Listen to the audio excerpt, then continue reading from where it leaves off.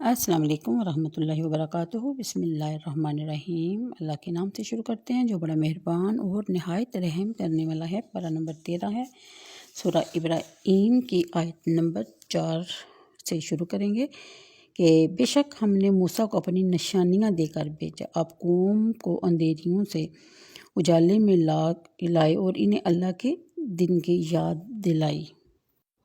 ترجمہ تفسیر کے مطابق ان ایام میں سب سے بڑی نعمت کے دن سید عالم صلی اللہ علیہ وسلم کی ولادت ہے اور معراج شریف کے دن ہے، اور ان کی یاد قائم کرنا بھی اس آیت کے حکم میں داخل ہے۔ اسی طرح بزرگوں پر جو اللہ تعالیٰ کی نعمتیں ہوئیں یا جن ایام میں واقعات عظیمہ پیش آئے، جیسا کہ 10ویں محرم کو کربلا کا واقعہ، حائلہ اور ان کی یادگار میں قائم کرنا بھی تذکریہ بایام اللہ میں داخل ہے۔ بعض لوگ میلاد شریف، معراج شریف اور ذکر شہادت کے ایام کی تخصیص میں کلام کرتے ہیں، انہیں اس آیت سے نصیحت پذیر ہونا چاہیے۔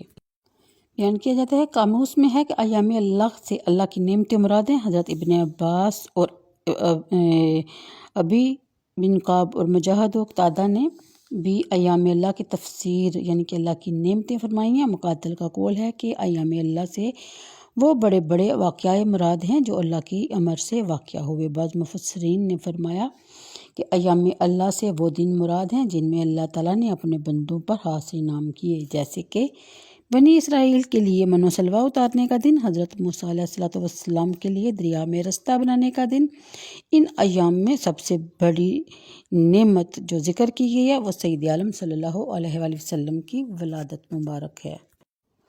اگلی آیت کے مطابق معلوم ہوتا ہے کہ شکر سے نعمت زیادہ ہوتی ہے۔ شکر کی اصل یہ ہے کہ آدمی نعمت کا تصور اور اس کے اظہار کرے، اور حقیقت یہ ہے کہ شکر ادا کرے، منعم کی نعمتوں کا اس کی تعظیم کے ساتھ اعتراف کرے اور نفس کو اس کا ہوگر بنائے۔ یہاں ایک باریکی ہے، وہ یہ کہ بندہ جب اللہ تعالیٰ کی نعمتوں اور اس کی طرح طرح کے فضل و کرم اور احسان کا مطالعہ کرتا ہے تو وہ اس کے شکر میں مشغول ہو جاتا ہے، اور اس سے نعمتیں زیادہ ہوتی ہیں اور بندے کے دل میں اللہ تعالیٰ کی محبت بڑھتی ہی چلی جاتی ہے۔ یہ مقام بہت برتر ہے، اور اس سے اعلیٰ مقام یہ ہے کہ منعم کی محبت یہاں تک غالب ہو کہ قالب کی نعمتوں کی طرف التفات باقی ہی نہ رہے۔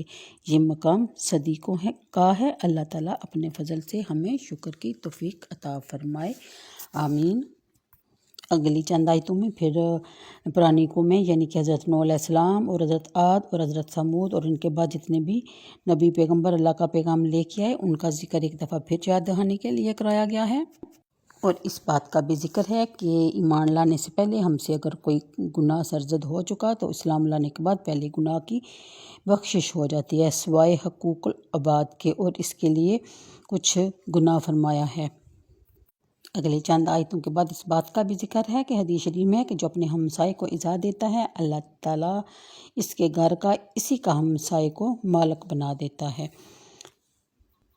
پھر اگلی چند آیتوں کے بعد بیان کیا جاتا ہے جہنم کا عذاب، یعنی کہ حدیث شریف میں ہے کہ جہنمی کو پیپ کا پانی پلایا جائے گا، جب وہ منہ کے پاس آئے گا تو اس کو بہت ناگوار معلوم ہوگا، جب وہ قریب ہوگا تو اس سے چہرہ بن جائے گا اور سر تک کی کھال جل کر گر پڑے گی، جب پیے گا تو آنتیں کٹ جائیں گی۔ اللہ کی پناہ، اللہ رب العالمین ہم سب کو عذاب سے محفوظ رکھے، آمین۔ یعنی ہر عذاب کے بعد اس سے زیادہ شدید و غیظ و عذاب ہوگا، نعوذ باللہ من عذاب النار و من غضب الجبار۔ اگلی آیت میں ان لوگوں کا یعنی کہ منکروں کا حال ایسا ہے کہ جن کو وہ نیک اعمال سمجھتے تھے، جیسا کہ محتاجوں کی امداد کر دیتے، مسافروں کی مدد کر دیتے یا بیماروں کی خبر گیری کر لیتے وغیرہ، چونکہ ایمان پر مبنی نہیں ہے اس لیے وہ سب بیکار ہے۔ ان کی مثال ایسی دی گئی ہے جیسا کہ سخت آندھی اور ہوا کے سامنے راکھ ہو، یعنی کہ ایسے ان کے سب اعمال ضائع ہو گئے جیسے آندھی اور ہوا میں راکھ کو اڑا دیا گیا، ساری کمائی میں سے کچھ بھی ان کے ہاتھ نہ لگا۔ یہی ہے ان کی گمراہیوں میں ڈوبے ہوئے لوگوں کا، منکر لوگوں کا حال۔ بیان کیا جاتا ہے کہ منکر لوگوں کی جگہ اللہ رب العزت ہر چیز پر قادر ہے، وہ ایسے بندے بھی پیدا کر سکتا ہے جو اسلام پر قائم رہیں اور اس کے فرما بردار رہیں۔